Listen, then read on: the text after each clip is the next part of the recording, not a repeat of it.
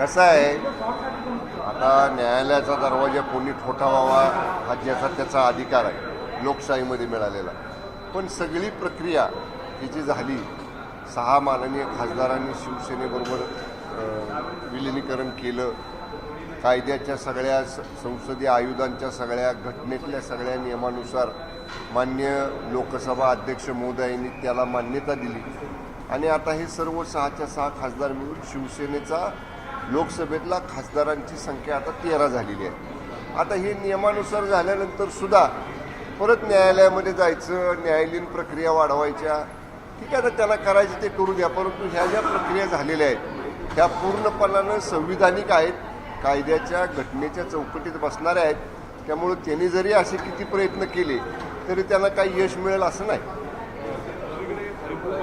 राजस्थानचे राज्यपाल आहेत, त्यांनी राजस्थानमध्ये कुलपती म्हणून मराठी अध्ययन केंद्र तिथल्या विद्यापीठात सुरू करा असं म्हटलेलं आहे. पण राजस्थानमध्ये हरिभाऊ बागडे यांचे पुतळे जाळले जात आहेत, मराठी अध्ययन केंद्र सुरू करून अशा स्वरूपाची भूमिका घेतली जाते. नाही, खरं हे चुकीचं आहे. कारण माननीय राज्यपाल महोदय हे कुलपती असतात विद्यापीठांचे आणि त्यांनी घेतलेला निर्णय हा सगळ्यांनीच मान्य केला पाहिजे. त्यामुळं मराठी अध्यासन केंद्र का करता म्हणून राज्यपाल महोदयांचा निषेध करणं हे चुकीचं आहे. राजस्थानमधल्या लोकांनी जरी ते केलं तरी माझं त्यांना स्पष्टपणानं सांगणं आहे की हा माननीय राज्यपालांचा अधिकार आहे आणि तिथंसुद्धा मराठी भाषिक आहेत ना. असं काही नाही की तिथं मराठी भाषिक नाहीत. अध्यासन केंद्र तिथं सुरू केल्यानंतर तिथल्या मराठी भाषिक लोकांना त्याचा फायदा होणार आहे. त्यामुळे नक्कीच राज्यपाल महोदयांच्या निर्णयाचं स्वागतच केलं पाहिजे आणि अशा पद्धतीनं त्यांनी मराठी अध्यासन केंद्र सुरू केल्यानंतर तिथल्या स्थानिक तिथं असणाऱ्या मराठी भाषिक लोकांना निश्चितच त्याचा उपयोग होईल.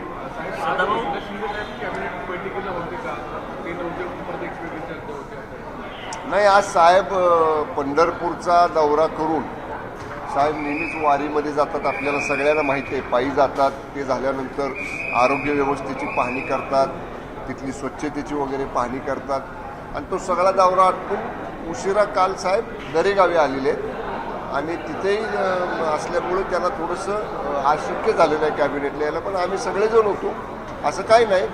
त्यामुळं पंढरपूरचा दौरा करून साहेब दऱ्याला गेले, दऱ्यात मुक्कामी असल्यामुळे ते येऊ शकले नाही. यांनी एक विधान केलेलं आहे की अशा आतंकवाद्याशी व्यवस्थितपणे त्यांना उत्तर द्यावं. कोणाला जे विद्यार्थी आंदोलन करत होते त्यांना आतंकवाद्यांची उपमा दिल्याचं दाखवतो त्यांनी. उपमा दिली विद्यार्थ्यांना. बघा, लोकशाहीमध्ये आंदोलन करण्याचा सगळ्यांना अधिकार आहे, पण आंदोलन करताना ते सनदशीर मार्गाने केलं पाहिजे. आंदोलन करताना पोलिसांच्या गाड्या तोडायच्या, पोलिसांच्या गाड्या फोडायच्या. त्याच्यामध्ये काल दिल्लीमधली प्राथमिक माहिती जर आपण माध्यमांच्या मधनं पाहिली तर 5-6 पोलीस अधिकारी जखमी झालेले आहेत.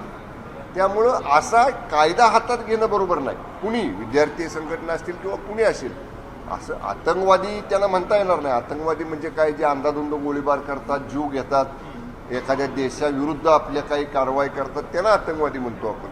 पण विद्यार्थी जरी असले तरी दगडफेक करायची, पोलिसांवर त्याला जखमी करायचं, ही सुद्धा बाजू योग्य नाही. त्यामुळं माननीय सदाभाऊ खोत जरी म्हटले असले तरी आतंकवादी म्हणणं हे योग्य नाही. कारण विद्यार्थी शेवटी चळवळीमधले असतात, त्यांच्या मागण्या मांडत असतात. पण सनदशीर मार्गानं आंदोलन करणं, धरणं, घोषणाबाजी करणं, रास्ता रोको करणं इतपत ठीक आहे.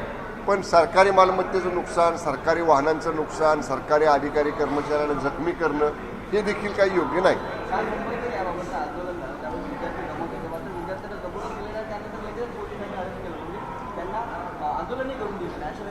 नाही, मला माहीत नाही मुंबईमधली परिस्थिती. काल मी मुंबईमध्ये नव्हतो, त्यामुळं काय झालं, पोलिसांना काय प्री इंटिमेशन होती का, किंवा असं दिल्लीसारखी परिस्थिती उद्भवू शकते असं काही त्यांना काही इनपुट होतं का आणि त्याची प्रिकॉशन म्हणून काय पोलिसांनी कारवाई केली का, या बाबतीत गृह विभागाकडनं सविस्तर माहिती घेतल्याशिवाय बोलणं योग्य नाही.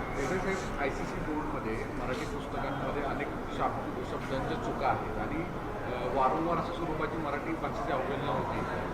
कसं आहे, ICC बोर्ड हे केंद्र सरकारचं आहे, केंद्रीय यंत्रणांचं आहे आणि त्यांच्याकडनं जर अशा चुका होत असतील तर खरं आम्ही राज्य सरकारकडनं आमचे शिक्षण मंत्री, उच्च शिक्षण मंत्री महोदय त्यांच्याशी बोलतील, आम्ही त्यांना प्रेझेंटेशन देऊ आणि असं असेल तर त्यांनी एखादा मराठी अभ्यासातला तज्ज्ञ हा त्यांच्या बोर्डावर घ्यावा. तिथल्या सगळ्या अशा काही मराठी चुका वारंवार होणार नाहीत याची खबरदारी घेण्यासाठी नक्की राज्य सरकार त्यांच्याकडं या संदर्भातला फॉलोअप करेल. ओके. आदित्य ठाकरे आणि उद्धव ठाकरे हे शिवाजी पार्कच्या इथे CJAच्या आंदोलनाला आणि काँग्रेस जनता पार्टीच्या आंदोलनाला आवर्जून उपस्थित होते. तिथली जी भाषा आहे ती बाळासाहेबांच्या विचारांच्या विरोधात बरोबर आहे, पण नवनेतृत्व काँग्रेस पार्टीचं आदित्य ठाकरे कृपात आहेत का? आता कशाचं नेतृत्व करणार आदित्य ठाकरे? जेव्हा पक्ष सगळा हातात होता, सगळे आमदार, खासदार, पदाधिकारी, शिवसैनिक बरोबर होते, तेव्हा ह्यांना वेळ मिळाला नाही पक्षाचं काम करायला. आणि आता नको त्या दुसऱ्या लोकांचं, कुणाचं जी कुणी जरा पब्लिसिटीमध्ये दिसलं, जरा चेहरा दिसला माध्यमांमध्ये की स्वतः घुसायचं, त्याच्यात नेतृत्व करायचा प्रयत्न करायचा. काही उपयोग होणार नाही. महाराष्ट्रानं त्यांची कामाची पद्धत बघितलेली आहे. किती लोकांच्यासाठी ते रस्त्यावर उतरतात, किती लोकांच्या. आता विधानसभेचं अधिवेशन झालं, किती वेळा प्रश्न उपस्थित केले विधानसभेमध्ये? किती वेळा सांगा ना मला. ग्रामीण विकासाचे कधी प्रश्न उपस्थित केले, विद्युतचे कधी प्रश्न उपस्थित केले, शेतीला पाणी पुरवठा करण्याचे कधी प्रश्न उपस्थित केले, लोकहिताच्या कामाचे कुठले प्रश्न त्यांनी कधी विधानसभेत मांडले किंवा विधानसभेच्या बाहेर तरी मांडले? त्यामुळं केवळ अशा पद्धतीनं सवंग लोकप्रियता मिळवायसाठी जे काय करावं लागेल ते करण्याची धडपड ही मान्य आदित्य ठाकरेंची चाललेली आहे. त्याला फारसा प्रतिसाद मिळणार नाही. ओके, चला थोडा. बता दीजिए कि जो प्रोटेस्ट हुआ कल, आंसू गैस गोले छोड़े गए, लाठीचार्ज किया, फिर भी अभिजीत दिप्ते कह रहे हैं कि आज भी संसद में मार्च लगातार चालू रहेगा. देखिए, जो प्रोटेस्ट कल हुआ वो शांतता मार्ग से होना चाहिए था, लेकिन प्रोटेस्ट के बाद हम लोग ने देखा प्रोटेस्ट के दौरान वहाँ पे पत्थरबाजी हुई, पुलिस के गाड़ियों का नुकसान किया, कई पुलिस जवान और पुलिस ऑफिसर्स वहाँ के दिल्ली के जख्मी हो गए. ऐसा कायदा कानून हाथ में लेके कोई प्रोटेस्ट नहीं होता है.